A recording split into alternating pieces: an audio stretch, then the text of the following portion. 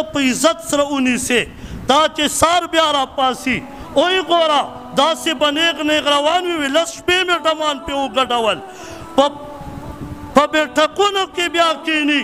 د خپلې لور د خپلې خور د خپل زوی صفت به کوي په ګناه فخر کوي وی ما پې لس شپې ډمان ګډولي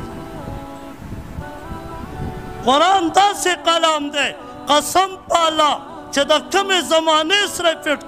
کېږي خو موږ ترې ناخبره یو سودا به په قرض اخلم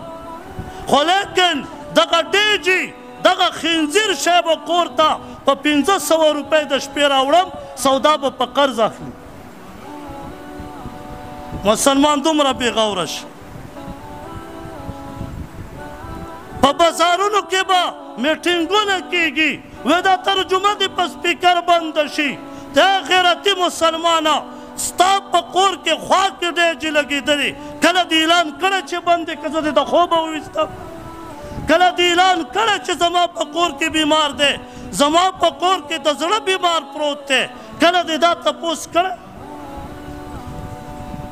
او چې راوځي یعنې زه د الله نه ډېر سخت یارېږم چا له تکلیف نه ورکوم لس ورځې خو د نه چا خوب ونه کړ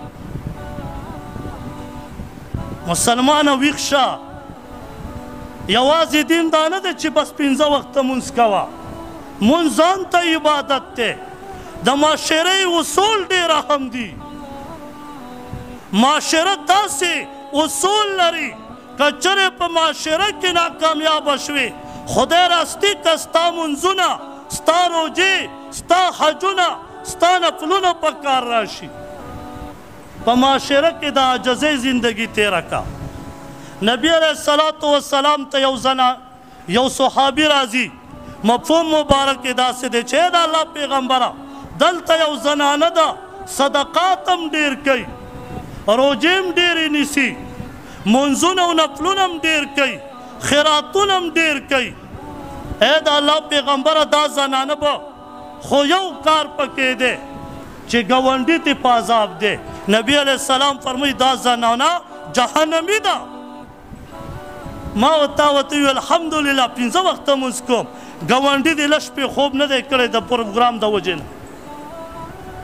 ته په مونځ ځان یوازې بخي او بله صحابي ورته راځي ای د الله پیغمبره زمونږ سره خوا کې ګاونډۍ زنانه ده هغه صرف فرض روجې نیسي فرض مونځ کوي نه صدقات ورکوي نه خیرات ډېر کوي نه نفلي روجې ډېرې نیسي نه حج کولی شي خو یې د الله پیغمبره ګاونډي ته ډېر خوشحاله دی نبی علیه السلام وفرمیل فی الجنه دا زنانه جنتي ده په څه شي جنتي کړه د معاشرې په اصولو د معاشرې په عاجزۍ او ما ورته لنډه خبره زده کړې یعنې بس جي عمرې ته به لاړ شم او بس عمره به وکړم د ګناهونو نه به صفا شم قسم په الله د ګاونډي حق نه معاف کېږي تر څو پورې چې د ګاونډي نه معافي نه یې غوښتې ته یې په عمرې او په حج او په مونځ او په روجې باندې پردی حق معاف کړې دا خو بیا آسان کار مسلمانه دغه کارونه کافر نه کوي دغه کارونه مسلمانه ما ورته کوو